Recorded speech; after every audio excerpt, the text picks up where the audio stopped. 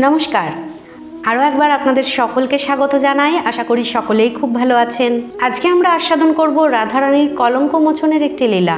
ভগবান শ্রীকৃষ্ণ কিভাবে রাধারানীর কলঙ্ক মোচন করেছিলেন তা সংক্ষেপে আমরা আজকে আস্বাদন করব। রাধা কৃষ্ণের প্রেম লীলার কাহিনী যুগ যুগ ধরে অমর হয়ে আছে এবং যুগ যুগ ধরে অমর হয়ে থাকবে সনাতন হিন্দু পুরাণে। এমনকি এ যুগের সত্যিকারের ভালোবাসার প্রতীক মূর্তি রাধাকৃষ্ণের প্রেমলীলা থেকেই অনুপ্রাণিত। তবে সকলেই জানেন শ্রীকৃষ্ণর সহিত রাধারানীর প্রেম অপূর্ণ রয়ে গিয়েছিল। তবুও যুগে যুগে রাধাকৃষ্ণ যুগল মূর্তিরই আমরা আরাধনা করে থাকি ভক্তি ভরে। এমনকি রাধাকৃষ্ণের প্রেমলীলায় চিরন্তন সত্য হয়ে বর্ণিত হয়ে থাকবে স্বর্ণাক্ষরে। সুন্দর বাঁশরীর সুর বাজিয়ে দাপর যুগে শ্রীকৃষ্ণ রাধারানীকে আমন্ত্রণ জানাতেন। এমনই এক সন্ধ্যাবেলা রাধারানী নিজের কেশ শৃঙ্গার করছিলেন। এমন সময় শ্রীকৃষ্ণের সুমধুর বাঁশরীর সুর শুনতে পেলেন তিনি এবং জল আনার নাম করে চলে গেলেন শ্রী গোবিন্দের চরণের নিকট এবং গিয়ে সেথায় উদাস চিত্তে বসে পড়লেন। শ্রীমতী রাধারানীর এমন বিষণ্ণ বদন দেখে শ্রী গোবিন্দ রাধারানীকে প্রশ্ন করলেন, হে রাধে, কি হয়েছে তোমায়? কে কষ্ট দিয়েছে আমার সোনার বদন রাধারানীকে? আজ এই সোনার বদনে কেন অমাবস্যা নেমে এসেছে? রাধারানী তখন বিষণ্ণ বদনে শ্রীকৃষ্ণকে বলছেন, হে প্রভু, আজ আমি আমার বিষণ্ণতার কথা এবং আমার কষ্টের কথা তোমায় জানাবো। জগৎ শেষে কিনা আমায় কলঙ্কিনী আখ্যা দিল। জগৎ আমায় তোমার নাম জড়িয়ে কলঙ্কিনী আখ্যা দিয়েছে। আমায় কলঙ্কিনী বলে তাতে আমার কোনো দুঃখ নেই, কিন্তু সাথে তোমার নামও জড়িয়ে আছে। পাছে কেউ তোমায় কটু কথা বলুক, তা আমি কী করে সহ্য করব বলো তো? তখন শ্রীগোবিন্দ বলছেন, শোনো রাধারানী, মহাসতী তুলসীরে তারে আমি ধরি শিরে। কুকুরে কি কোনো দিনও তার মান রাখে? তাই তুমি চিন্তা করো না, তোমার কলঙ্ক আমি মোচন করবই। সেই বিষণ্ণতা এবং মনে আশ্বাস নিয়ে রাধারানী গৃহে ফিরে এলেন এবং শ্রীকৃষ্ণ মনে মনে ভাবতে লাগলেন কিভাবে রাধারানীর কলঙ্ক মোচন করা যায়। পরদিন যখন গোচারণে বেরোচ্ছিলেন, এমন সময় ছলনার আশ্রয় নিয়ে অজ্ঞান হয়ে শ্রীকৃষ্ণ মাটিতে পড়ে গেলেন। সেই দেখে মাতা যশোমতী ছুটে এসে শ্রীকৃষ্ণের মস্তক নিজের কোলের মধ্যে নিয়ে কাঁদতে থাকলেন এবং চিৎকার করে বলতে লাগলেন, আমার গোপালের কি হলো? কেউ বৈদ্য ডাকো, কবিরাজ ডাকো, আমার গোপাল যে বেহুশ হয়ে গেছে। এই শুনে সমস্ত ব্রজবাসী ছুটে গেলেন বৈদ্য ডাকতে।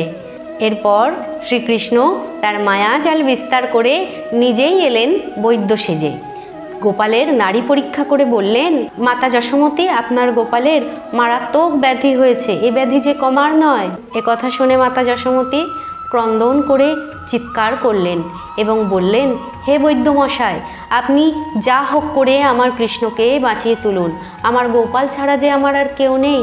তখন বৈদ্যরূপী শ্রীকৃষ্ণ বললেন, একটাই উপায় আছে। কোনো সতী নারী যদি শত ছিদ্র কলসি করে যমুনা থেকে জল এনে গোপালকে স্নান করাতে পারে, তবেই আপনার গোপাল সুস্থ হয়ে উঠবে। একথা শুনে মাতা যশোমতী বললেন, আমি যাব, গিয়ে যমুনা থেকে শত ছিদ্র কলসি ভরে জল এনে গোপালকে স্নান করাবো। এমন সময় গোপাল মনে মনে ভাবছেন, মাকে তো আর অসতী প্রমাণ করা যায় না, আমাকে তো রাধারানীকে সতী প্রমাণ করতে হবে। তৎক্ষণাৎ বৈদ্যরূপী গোপাল বলে উঠলেন, মাতা বিনা অন্য যে কেউ এই কাজ করতে পারেন, তবে মা এবং মা সম্পর্কিত কেউ এই কাজ করতে পারবেন না। এমন সময় ডাক পড়ল সমস্ত ব্রজবাসী। এক এক করে সমস্ত ব্রজবাসী ব্যর্থ হলেন। শত ছিদ্র কলসি ভরে কি জল আনা যায়? যতবারই চেষ্টা করছেন ততবারই সেই কলসির থেকে জল নিয়ে আসার আগেই খালি হয়ে যাচ্ছে। জটিলা কুটিলাও এলেন, তারাও ব্যর্থ হলেন। শুধু বাকি রইলেন শ্রীমতী রাধারানী। যখন তার ডাক এলো, তখন জটিলা এবং কুটিলা মুখ ভেঙচে বললেন, ও কি সতী নাকি যে শত ছিদ্র কলসি ভরে জল আনতে পারবে? আমরাই পারলাম না, তো সে কিভাবে পারবে? এমন শুনে রাধারানী মনে মনে ভাবছেন, হে প্রভু, এ তোমার কেমন লীলা? আমি কিভাবে শত ছিদ্র কলসি ভরে জল আনবো? তখন অন্তর থেকে ভগবান শ্রীকৃষ্ণ বলে উঠলেন, যাও রাধারানী, এই সুযোগ, তুমি যাও, শত ছিদ্র কলসি ভরে জল নিয়ে এসো। চিন্তা করো না, আমি থাকবো তোমার সাথে। এই বলে রাধারানী গেলেন শত ছিদ্র কলসি ভরে জল আনতে, এবং অন্তর থেকে শ্রীগোবিন্দ আবার রাধারানীকে বলে উঠলেন যে এই শত ছিদ্রের মধ্যে কৃষ্ণ নাম লিখে দাও, তাহলে এই ছিদ্র থেকে এক ফোঁটা জলও মাটিতে পড়বে না। অর্থাৎ আমাদের দোষ, হিংসা, অহংকার, মোহ, লালসা, লোভ, এগুলির মধ্যে কৃষ্ণ নাম লিখে দেওয়ার কথা বলা হয়েছে।